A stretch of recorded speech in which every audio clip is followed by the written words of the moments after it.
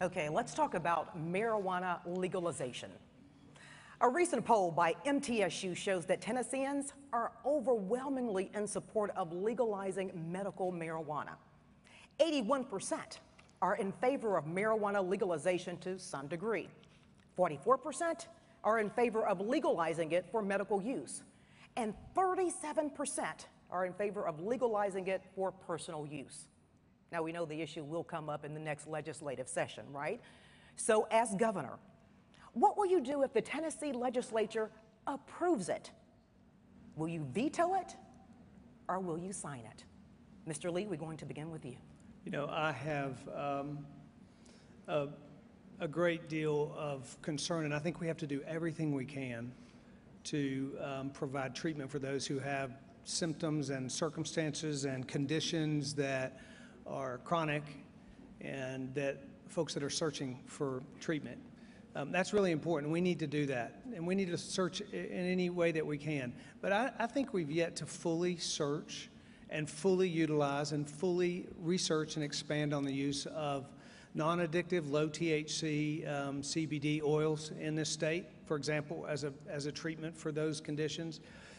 I just want to follow the data, and for me, the data is not substantive enough to show that medical marijuana is the right approach right now. I would pursue other options first, but I want to follow the data. So should I take that as you will veto it?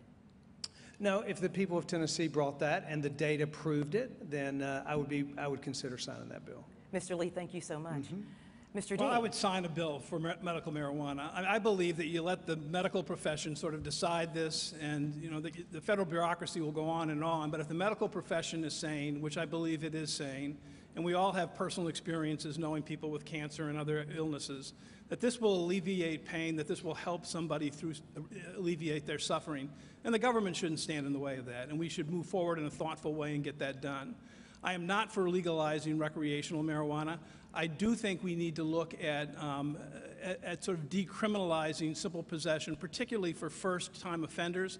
What I don't want to see is, I mean, there's a lot of racial disparities in the way marijuana laws have been enforced. I don't want to see a young person who's 18 years old or 19 years old, has one marijuana cigarette, and suddenly can't get a job, can't find housing, can't get the education they need. And so I would look at a process of decriminalizing that. Obviously, that needs to happen with bipartisan agreement. Almost anything you do in the criminal code is going to require people to work together, but I think that would be a good thing for our state and our young people. Mr. Dean, thank you, because that leads me to my follow-up question. As we've seen in Colorado and in California, legalizing medical marijuana, well, it opened the door to the recreational marijuana legalization. So, Mr. Dean, if I am correct, I believe I heard you say that you would possibly sign that if that happened.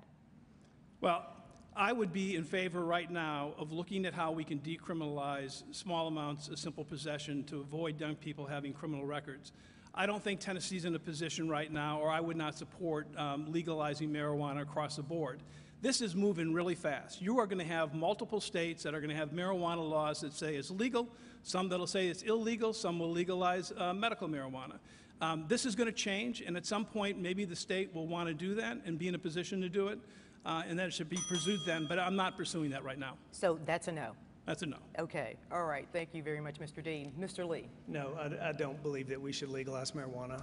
I believe that I've worked a lot with incarcerated men through a reentry program for many, many years. I do believe that we ought to look, you know, there's a way to be tough on crime and smart on crime at the same time. The way we enter folks, how we use alternative sentencing for low-level drug offenses, for example, drug courts, mental health courts, veterans courts, those should be utilized, but we should not decriminalize. Mr. Lee, thank you.